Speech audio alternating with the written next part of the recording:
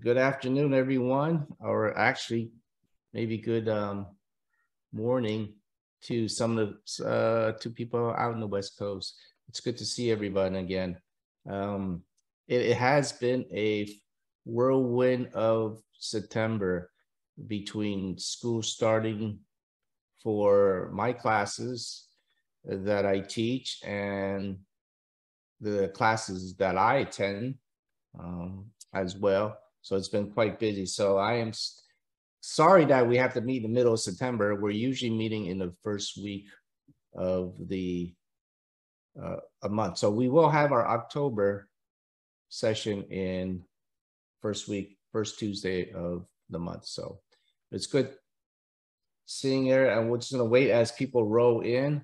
My assistant, Keely, is finishing up her classes at 1:50, and she's going to be walking in about 10 seconds as we speak. She's here. So first, I'd like to thank Tim for putting all this together. Tim's greatly appreciated with his technology. And hey, Keels. I would also like to thank the foundation for their constant support of my monthly podcast, Living Well with Dr. John. And, this month is National Spinal Cord Awareness Month. It is a big month for us individuals with SCI.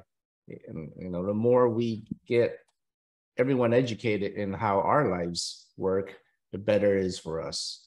So one of the first thing I'm going to ask you to put on the chat is that I am curious of how many years post-injury, if you are on today, would you mind?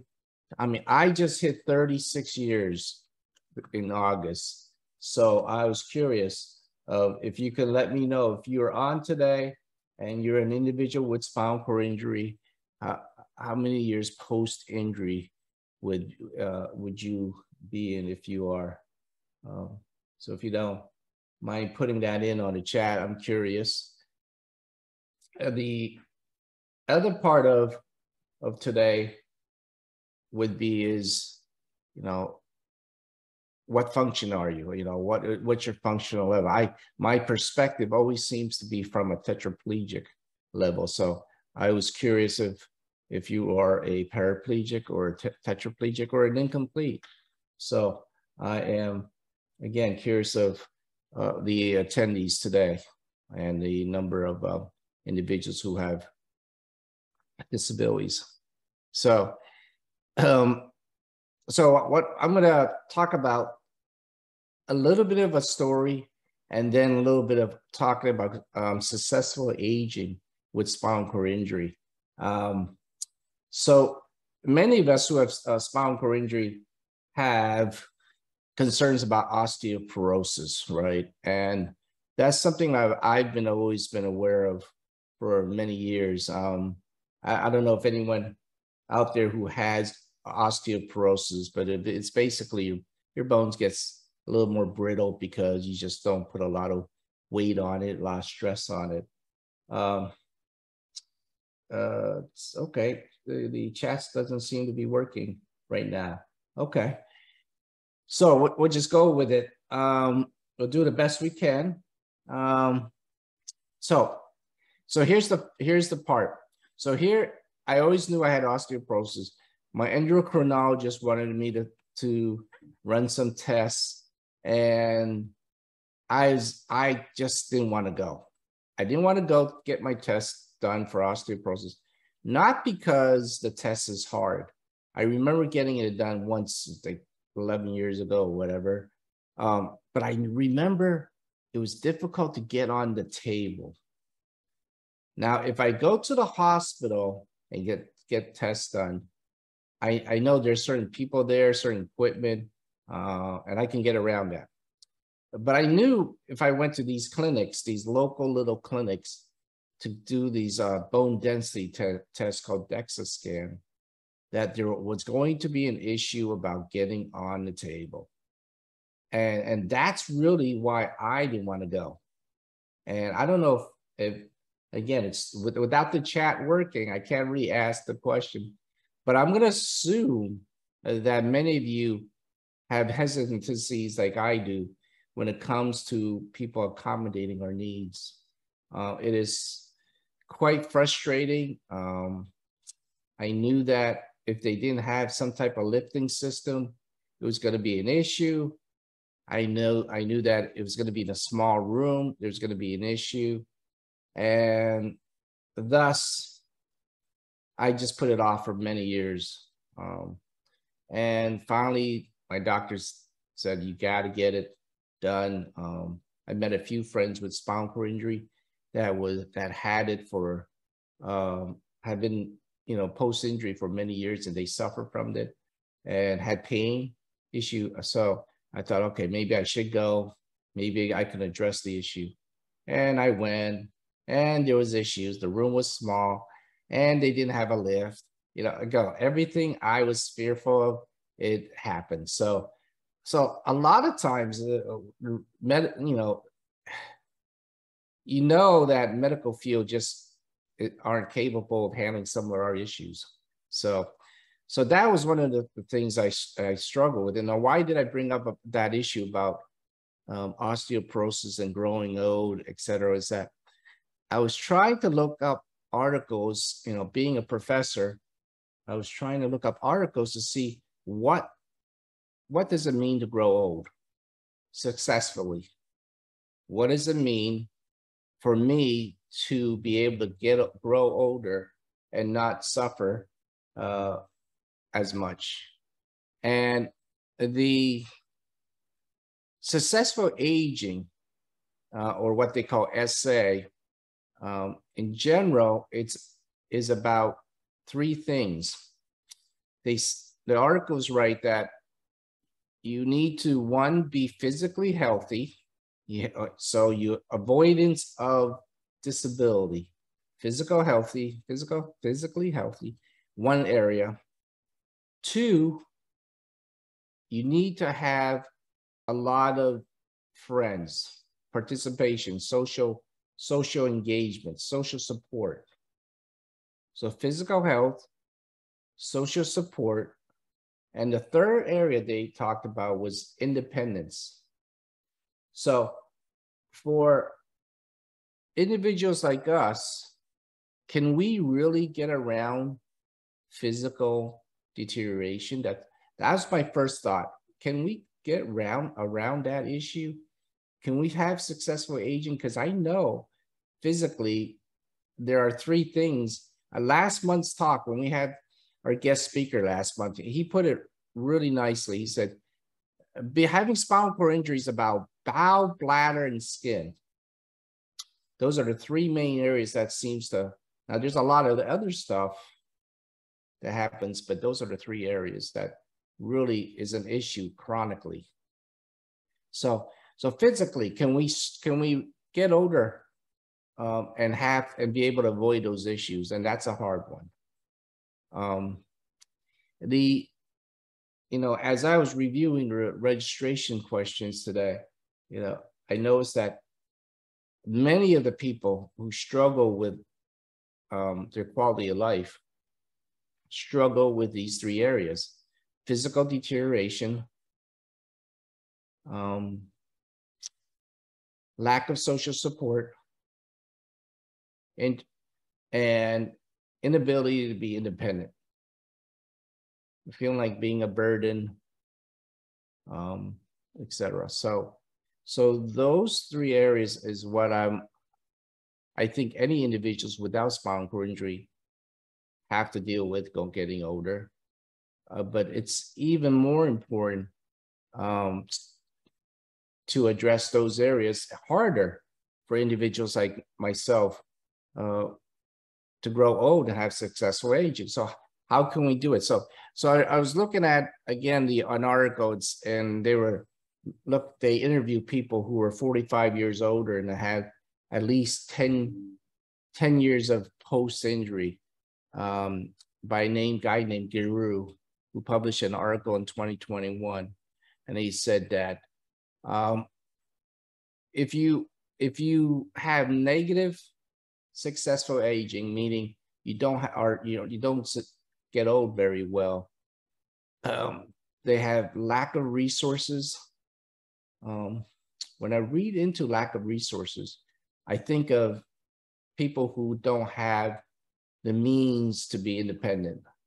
One of the easiest, the best way of being independent is to have a job. And I know that's a hard thing for many of us individuals with disabilities. It's hard to get a job. It's hard to keep a job, and it's hard to, if you are going to be an individual, if you are an individual with disability, get back to college. Now, funny thing is, many of us spinal cord injury individuals actually have a higher rate of graduation from college than comparison to the general population. So many of us already know that that is the way to go, is to go and have a career and have an academic. That's the way I did it. I went back to school and got as many degrees as I could. So independence, go back to school. If I have, as an advisor in psychology, I would say go back and do something in computer science. I wouldn't even tell you to go be a psychologist. I would literally tell you, oh, it looks like is our chat working now? Okay, that's great. Great, we got the chat working. Awesome. Now at least can ask questions. So here's my question to ask you. Did many of you worked either in the past, post-injury, or are currently working?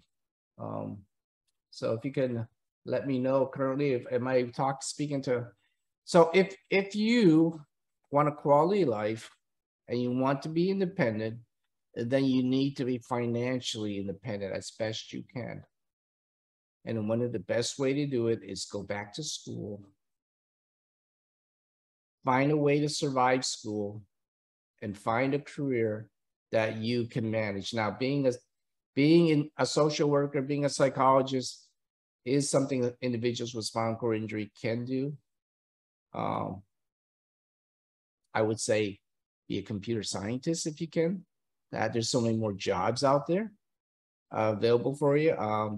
Financially, it's more lucrative as well. So that, would you pull that chat over here for me, Keels? So yeah, that's so that's one. So I see that we have, wow, so we have some independent Apple Tech. We had individuals that's 70, but is in the workforce for 17 years. Okay, and so that is great. So financial independence, being able to make your own decisions. Tim and I mentioned a few minutes ago, Tim, our technology expert here, we were just briefly talking about, he said he went into work the other day, and I asked him if I could tell this story, and he said yes. But Tim went into work the other day. He said it took him 3 hours to take one of these rides to get in to work, and it took him 2 hours to get home. So he was on the bus for 5 hours of the day. And when he got to work, he got there at 1 o'clock, he stated, and he left at 5. So he was basically in work less time than he was actually traveling on. Now that reminds me of the days when I was younger, that it used to take me 3 hours as well to get on public transportation to get to work, that it should take about 20 minutes on a direct route. So, but you know what? I'm gonna have to give him kudos. Some of the things that you and I have to do takes a lot of perseverance and resilience. And that's something I'm going to talk a little bit about a little later, about resilience. So yeah, so financial independence. academic independence, work independence, critical in successful aging for individuals like you and I. By being at work, what I've noticed is that if you're working, a lot of times you will develop social friends, a lot of colleagues. Now, I have to say, and maybe it's different for you individuals out there than for me, the friends you meet at work does not translate to the support you need for your caregiving. That's a whole nother level of comfort and interdependence. What I know is in the pandemic, there's been such a struggle in finding good people to help. Let me know if you had the same problem as I did in the chat, that finding good caregivers, because it's a difficult time and sometimes, and it still is, even though many parts of the world, the main parts of our country, seems like the pandemic is almost over, and I don't see a lot of mask wearing out there. But yeah, so physical independence, financial independence, I'm sorry, social support, being engaged out there, interacting with the world, going out and doing things, having your peers. You know, how many of you have friends that have a disability? I think I mean, I only have really one that I talk to. My friend Juan down in Philadelphia. You have 3. That's awesome. And Jeff says that he's a full-time federal government. I'll tell you, Jeff, good for you, because I did my internship and residency and my research with the federal government, and that's probably one of the best institutions I have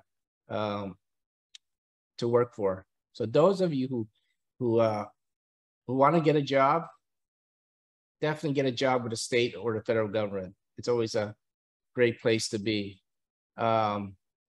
Jeff agrees with me. And so, again,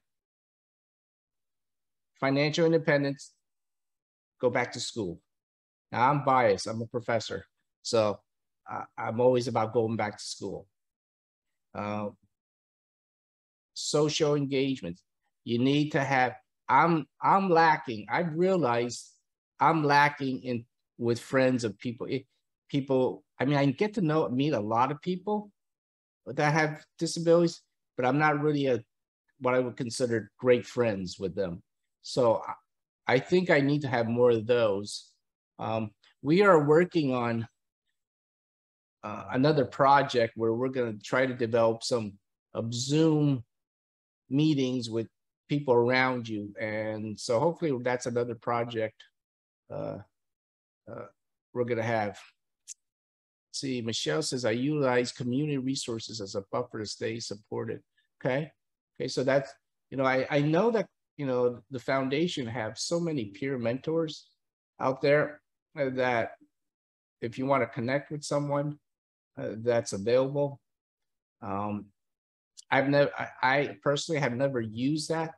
Maybe I should, because again, I love when I'm hanging out with my SCI individuals. And back in the old days when I used to play rugby and different sports, it was easy to meet, a lot of people with the spinal cord injury. But right now, I seem to got complacent with that. So social interactions is important. Now, if you are an individual, say, well, I don't know where to start, I'm going to say to you, really get involved with a lot of these adaptive sports. I went skiing many times. I flew on a glider plane. I rowed boats on the Schuylkill.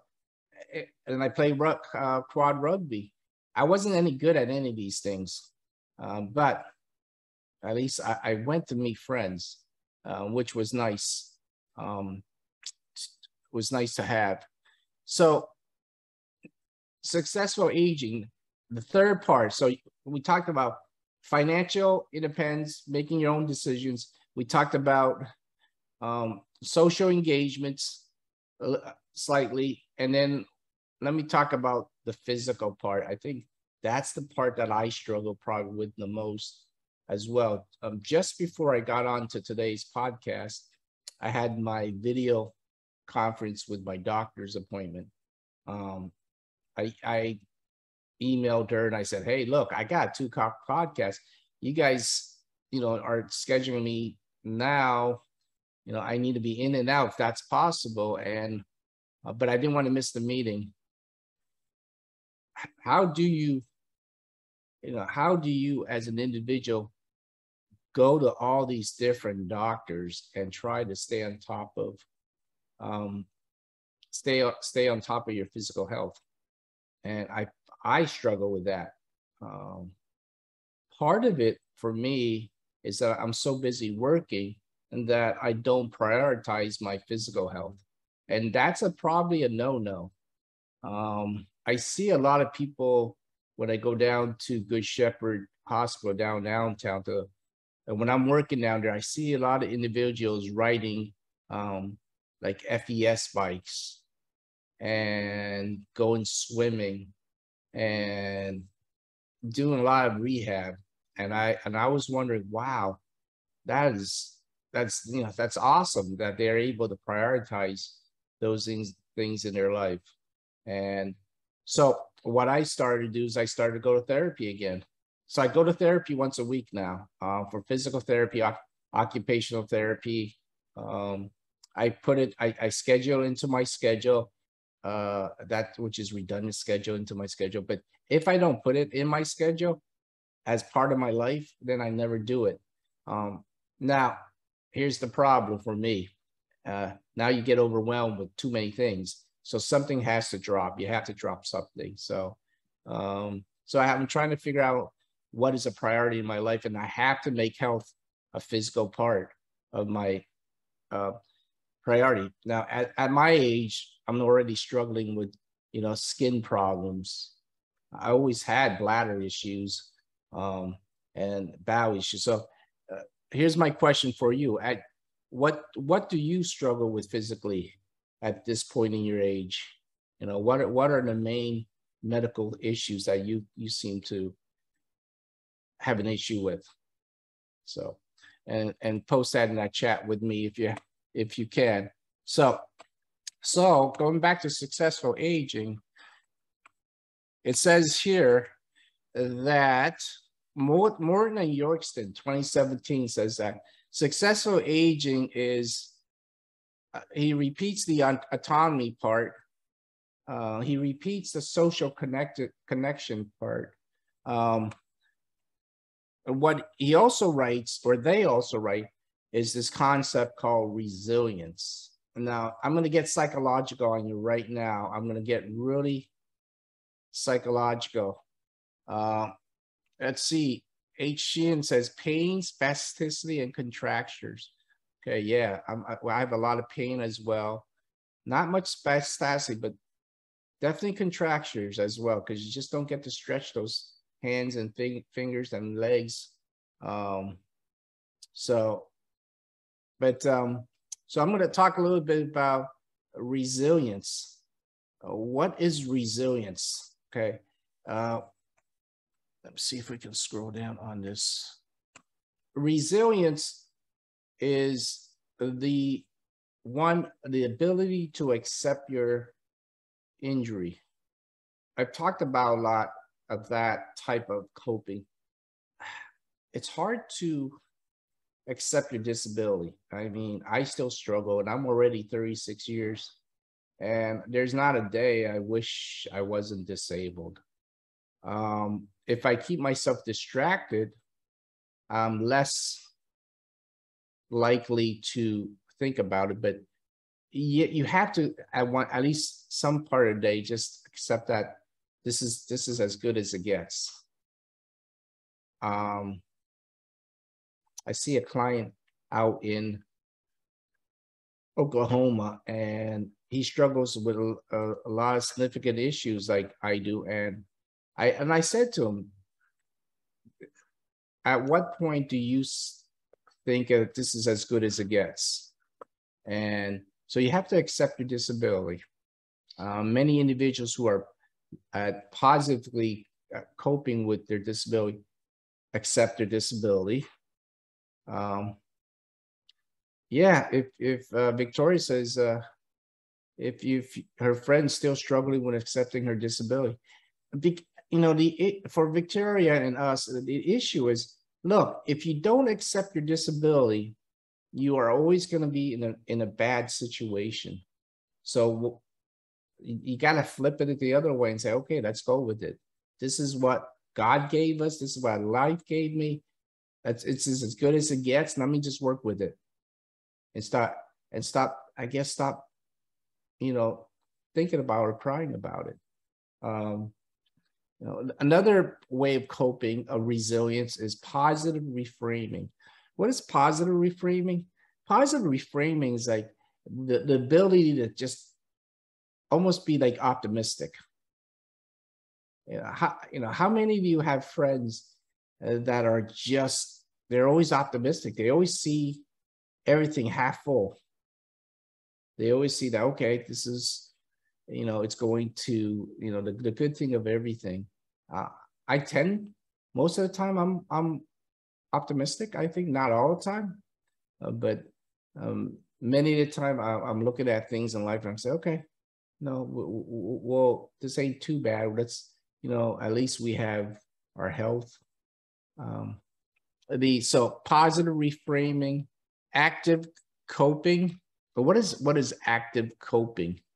Well, active coping is what I would consider problem solving. Instead of sitting there and allow things to happen again and again and again, you find ways to try to resolve those issues. A good example is, like, say you have like a leaky tire in your car, and every day you have to go and put air in your tire just to drive to work. Well, active coping would be find a way to get that tire changed, solve the problem. A friend of mine said to me, what I was actually, it was one of my caregivers. She had an issue with her brother, and I said, well, why don't you say something to him? She goes, I'm not going to say anything. I don't feel comfortable in saying anything. And I said, okay, so you're not going to say anything, and then at the end you're just going to explode because you kept it in for so long. She goes, yeah, that's what I usually do. To her, it's almost like that was okay. It was like, that's how I am. That's what I've done all my life, and I keep it in. I get angry. I complain to people about it. Nothing gets done, and then at the end, I blow up. To me, as a psychologist, it's like, wow, that's a lot of suffering, and then you end up blowing up anyway, and then nothing gets done. So, how many of you are like that? How many of you just don't like complaining, and then they hold it in, and then you just blow up? So that is not active coping. That's passivity. That's building up resentment, and usually you get a lot of ulcers doing it that way. You know, a lot of stomach problems, and a lot of headaches, and then you end up blowing up. So, seeking emotional support, social support. So that, again, this is part of that interdependence that, you know, we talked about. So successful aging, physical avoidance of physical deterioration, having social support, and finding independence. Those three areas. So seeking emotional support is that middle one, having social independence. So again, if you're a person with a disability, you know, how are you seeking social support? Well, I would first start by having a peer mentor. I would get it either with the foundation, Christopher Reeve Foundation, or another program, and seek a peer mentor. If you don't find one there, then I would look for local support groups with, if they have one with spinal cord injury. If you would be reach out to your old friends that you met in the hospital way back when you're going through rehab. It's got to be a way to find them in Facebook or so. So that's what I would do if you want to have social support. Now, I'm going to tell you, having good friends takes a lot of energy. I'm going to put it out there for you. How many of you have best friends? And how many, so in the chat, how many best friends do you have? Okay. Not how many people are in your Facebook. That's a whole nother issue. Okay. You may have 1,000, 2,000, 200, but I'm saying, how many best friends do you have? Okay. So that's my question for you. So Ashley said 4, Zoe says 2. Okay, let's see. Ashley says it gets shorter as time goes. I'm going to tell you, I only have 1. I would consider it from my when I was in high. A best friend knows everything that's happening with you, and you're usually in contact at least once a week. And it is extremely hard to have more than 3 best friends because it just takes a lot of energy to constantly call them, stay on top of them. But if you plan to have a best friend, make sure you put the energy into it. So again, that's part of that successful aging, social connectedness, best friend, putting the time in. Okay, so I'm placing all that in that category. Another way of successful aging is using humor. Now, if you listen to my podcast in these last few years, I'm always using humor. That's the way I get around everything. Humor is probably the best way of coping. If you can't put a good movie on, or a funny movie, or laugh at something, then life is just too short. So I'm gonna tell you a story before I get off today at the end of our podcast about humor. Or some people get religious, spirituality. Again, that's another gray area, a great area to think about for successfully aging. You have to find meaning in life or a purpose. Absolutely, Andrea, laughter is the best medicine. But why do we exist, and why do we do what we do? And you would think me being a professor, me being a podcaster, me being a therapist, I would probably figured out my meaning in life already, because it's a common theme there. But I'm always searching for my purpose. And can purposes change in your life? I think it can. I think it depends on how old you are and what's going on in your life. Purposes do change. And so I've given you a couple of psychological things to think about. Acceptance of your disability, positive, look at things optimistically, actively solving problems, using humor to just laugh about it. Just laugh. How many of you like to use humor as a way of coping? Let me know. I have one friend that constantly goes on vacation. Now, most of my life, I've never gone on vacation. So only within the last 4 years, I realized I need to go. And I've always invited my one friend. And why do I invite her to go on vacation with? Because all she does is laugh. It doesn't matter what you say. It doesn't matter what the topic is. She just giggles. And I just like that. I just think that giggling makes me laugh. So now here's 2 areas that this author writes that you don't want to do, which is disengagement and substance use.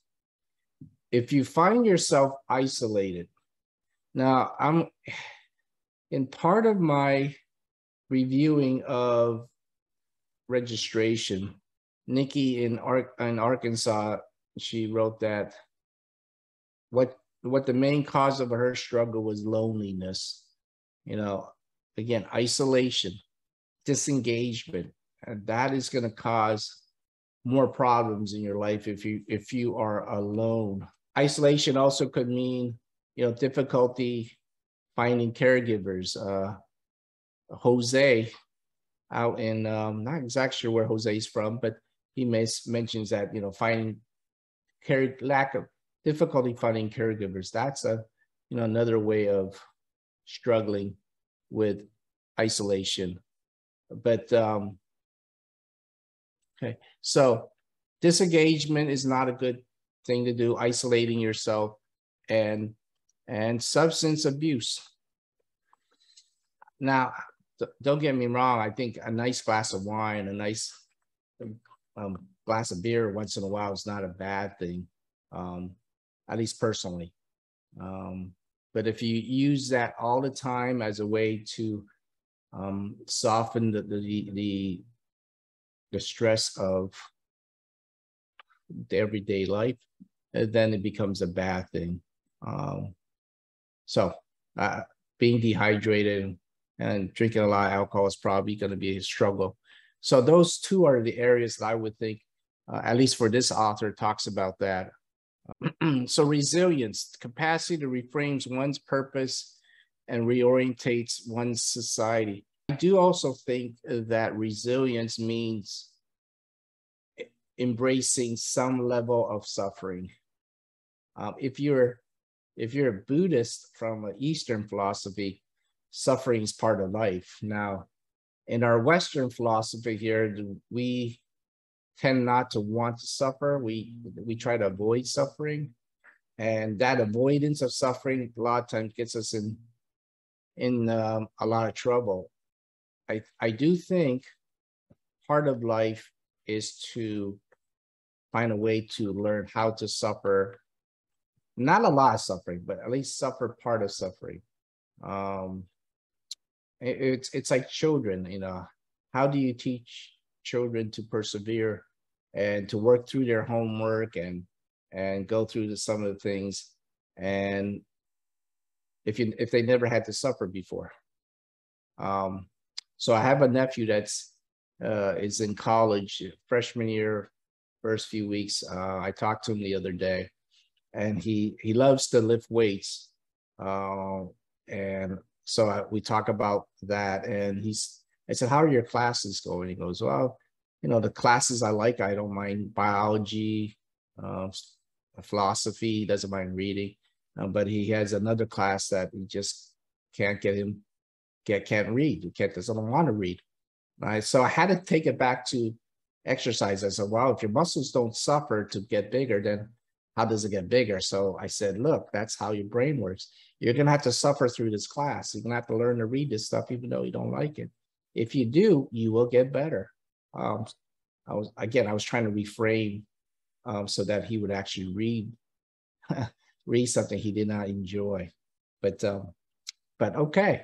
So I'm going to take this opportunity to go through some of the questions, the pre-registration questions. So, you know, and a lot of these things you're gonna notice the same theme that comes over and over again. You know, Bob from Utah says, you know, his struggle with quality of life is the loss of function and mobility due to age, constant pain, and spasms. Again, that physical deterioration. How do you find ways to reduce the pain? How do you find ways to reduce the spasticity? You know, and I'll tell you, the way I've done it with pain is consulting the right medical people. That's one. And two, just for me, it's passive range of motion. A lot of passive range of motion and moving those legs and exercising and massages. So Bob, I hope you can feel better with that.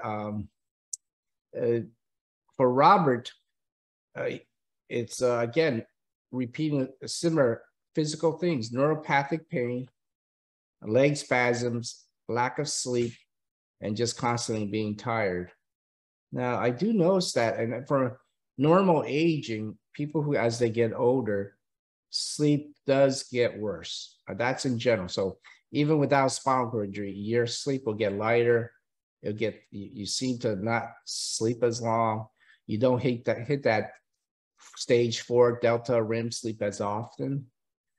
So you have to find ways to get around that physical. Let's see.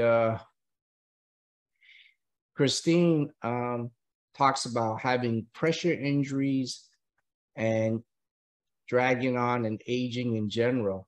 What helps for her, again, is exercise. Again, I mentioned, for me, it's passive range of motion. For her, it's exercise. So more you move your physical body, the better. And again, most of these quality of life concerns are physical. Bowel management, Damaris in New Jersey talks about, the bowel program. Now, some of you may know, I got tired sitting on the toilet for 3 hours in the morning. I mean, that's the hemorrhoids, the bleeding, the digital stims. Those are, it's so having a colostomy almost really, it is a whole nother surgery. I'm not saying it's good for everybody. You definitely need to consult your doctor. But it lightened my load psychologically, I'll tell you that. Angelica said chronic pain and bladder issues. But her life has gotten better because she lives with dad. Now, I've noticed that those who don't have social support many times don't have family members that are committed to their welfare. Those who have the moms, the dads, the siblings, the children that are part of their caregiving, or the spouses, have better lives because they have someone they can rely on even when COVID happens or caregiver doesn't show up. The problem with having parents as your caregiver, and which happened to my friend, is that eventually they get old and they get older and they pass away, and you've gotten so used to taking having them as part of your caregiving process. So it's great to have your parents, but it is definitely something you don't want to rely on forever because life will challenge you in a way that you don't want to. So you may want to broaden your horizon a little bit. Physical. Okay, there's Derek. Derek talks about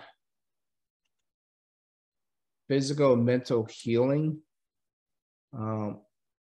So being more physical, being more psychologically better. And, okay, so Leah mentions about her parents, her family, or friends struggling with some anxiety, depression. Again, seeking out the right people. One of the things I do in my Doctors on Demand, and sometimes some of you have reached out to me, and I know if you have a question, you can always reach me at the university email, at the my J Chang email. But I can't be your clinician, but I can at least maybe hopefully guide you on the way they can get some help. But one of the things about the key of having a good psychologist is to have someone that you trust. Okay, so it's really important that you like your therapist. It's a little bit different from medical doctors. Now, your primary care doctor, you need to like.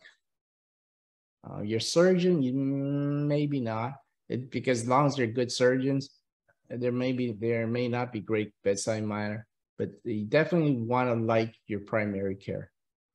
Same thing happens with your psychologist. You need to like your psychologist or your social worker or your mental health counselor, because that's the foundation in the relationship. Someone asks, has my injury impacted my life as a professor? Absolutely. If you ever have taken a class with me, a class where you're face to face, you can tell there's certain things I have to do, like running my PowerPoints. Sometimes I don't have my assistant in there, so I'll say to a student, hey, can you run the PowerPoints while I lecture? I don't use the board. I don't write on the board because that just takes way too much time. Defeat the process. But ultimately, if you've been in class with me, you know that I'm pretty efficient as a teacher when it comes to using my voice, using my eye contact, and redirecting people if I need to by what I have. Now, the funny thing, the other day when I was coming in and out of class while someone was presenting, I ran into the side of the door or something with my chair. I don't know, I'm getting older. I'm starting to not judge these doors as bad. And of course, my joystick went one way, my chair went the other way. And one of the students looked at me, she gave me that look of, should I help you or not? And I struggled a little bit with my joystick and trying to move it around. And finally I looked at her and I said, can you help me? So she popped over, helped me move my joystick. It was a little bit embarrassing initially, but finally I realized, this is, again, accepting my limitations. This is part of my life. And so I moved on and then went back to teaching. Work, life, physical activity, again, being able to work, being able to be physical. But if you have that, then you end up being more fatigued. Now, is the fatigue because you're tired, or is the fatigue because you're depressed? So, that's one of the things that a psychologist would try to figure out. Are you tired because you are, because you work too much, or are you tired because you just lack motivation and you're depressed? So that is one of the key things that I would think a psychologist would do. Self-care, it's really important, especially for type A personalities. Those of you, I don't know if any of you know what type A versus type B personality is. So if you're an individual like me who's a type A that constantly has to work, self-care becomes a back burner. And so you need to almost prioritize that. And the way I do it is I have to put it into my calendar as part of my self-care, which means going to therapy. I mentioned to you that I start physical and occupational therapy weekly so that I could do some self-care. The funny thing is that I would love to be in psychological therapy, but I never seem to prioritize that. Maybe because I'm a psychologist. It's like that plumber that never does their own plumbing and that electrician that never works on their own electrical work. I guess psychologists don't see psychologists when they're so busy seeing everybody else's issue. So, but I'm hoping that I can be in therapy so that I can actually work through some of these struggles I have as I grow old. Here's a question from Victoria. How do you suggest someone with a physical disability to a point of relying on someone 24/7 can work on their depression, especially if they are in a generation of not believing in therapy? Okay, that is a great question, Victoria. So the first thing that jumps out at me is that if you are in a generation that doesn't believe in therapy, then you're stuck. You need to ask yourself or ask the person, is what you're doing right now working? I'm guessing no, because if it is working, they wouldn't be depressed. So the second option I would say is, look, you may not believe in therapy, you may not trust in therapy right now, but you're not in a good place in your life. You're not in a good place in your head. So just like everything else, let's give this a shot. It's not going to hurt you. Okay. The beautiful part about therapy, a lot of times it doesn't hurt. So, so that's one way I would try to change that person's point of view of going to therapy. Is the point of relying on someone 24/7?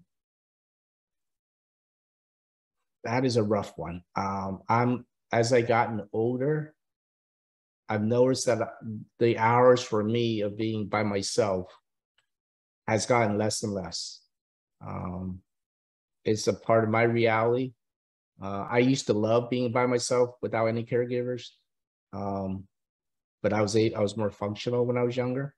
And as I've gotten older, my 24/7 starting to get closer and closer, and that's a hard one. And it's part of that reframing of, okay, I can't change that part of my physical aging. So where can I be better? Is it my social life? Is it my personal life? One of the things I try to do is I value my time with the people around me. So even though I didn't have a lot of time the other day, I made effort to spend some time with my mother. She has her own disability and issues, but I said, hey, Mom, why don't we go outside and just sit outside and, and chat for a while while the weather's beautiful in September here in Pennsylvania. And just that half an hour, of spending some quality time with people. So physically I'm deteriorating, but quality of my life is getting a little better because I'm prioritizing my relationship. So that's what I hope I answer your question, Victoria, if that made sense. So try to convince them to go to therapy. And even though you have 24/7 care, I would say try to focus not on the 24/7, but on the things you can control. So anonymous attendee writes, when is it time to get a caretaker? When is it time to get a caretaker? I'm not understanding that question a little bit. I'm just going to assume. So if I'm assuming the wrong things, please forgive me.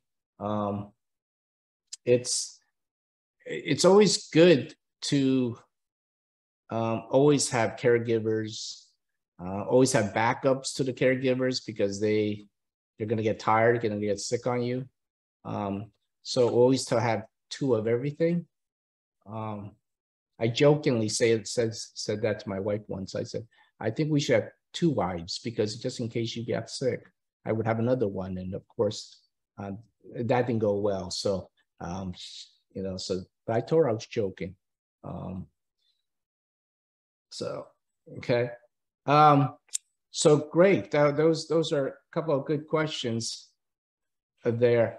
I'm going to leave with a little bit about my Macy story here. Okay, so I told you I'm about problem solving, and I'm about living life socially, trying to be more independent. Now, and this story maybe have a little bit of everything. So, when I was telling this story in my class one year, I was talking about how I went to Macy's down in Willow Grove, Pennsylvania. So it's near Philadelphia. So I don't know if any of you have ever been to Macy's in Willow Grove. Let me know if you did, if you have been there. So I wanted to go to Macy's in Willow Grove, Pennsylvania, to pick up some perfume for my girlfriend. So, and at that time, I just got my first service dog. So I was hooked up to my service dog, beautiful black lab, and it was called Solla, S-O-L-L-A. It was given by the name of the organization's daughter. I'm not quite sure why she called her that, but so I had me in my chair, my service dog, go to Macy's, picking up some perfume for my girlfriend. And so as I was talking about this story in my class, one year, this girl in the back of the room shouts, "Oh my God, that was you." was that you? I'm like, oh, whoa, what do you mean? She goes, oh my God, I work for security in the mall that has the Macy's in Willow Grove, and they're still talking about you. I'm like, oh my God, are you kidding me? They still, and that was 25 years ago, I said. She goes, yeah, they're still talking about you. I'm like, oh Lord. So here's the story. So I go there, I went and picked up, went to the counter and I found some perfume. This lady helped me pick. And it was, so I said, would you mind putting it in my backpack? She did. And so I'm exiting out with Macy's. So as I'm driving my chair, I feel a tug in my chair. I'm like, oh, what's going on? So I turn around, I look, and there, my new friend, my new service dog, started to squat down right in the middle of one of the aisles and go into the bathroom. And I was just like, oh my God. So I pushed my joystick farther, went faster, hoping that if I yank on a dog's neck, her butt cheeks would squeeze together and then she'll stop pooping and we'll keep going. Well, instead of that happening, what we did was that we spread the poop out over 20 feet. So I was like, oh, Lord, holy cow, what am I going to do? So the next thing I did was what? Get the hell out of there. If I was going to have a psychotic break, that was the time. So in that moment, I think I was having a psychotic break because as I was leaving the place, everyone that saw me knew that my dog just took a dump in Macy's. But so apparently, based on what the girls said in class, that they did call security, and but I avoided going to Macy's for 25 years. I have yet to go back because I'm afraid there's like a wanted sign that says dog wanted, and there'll be a picture of a black lab, and then there'll be a picture of an Asian guy that's me, and then they're gonna want to arrest me for doing something wrong. So that is my humor for you. That's my life. I hope you enjoyed it. Thank you for attending today's podcast. Please tell your friends, thank you for allowing me to talk. And I know life is time and time is life. So thank you for spending the hour with me. And I will see you in 2 weeks in October, first Tuesday of the month at 2:00. So thank you. Have a great day.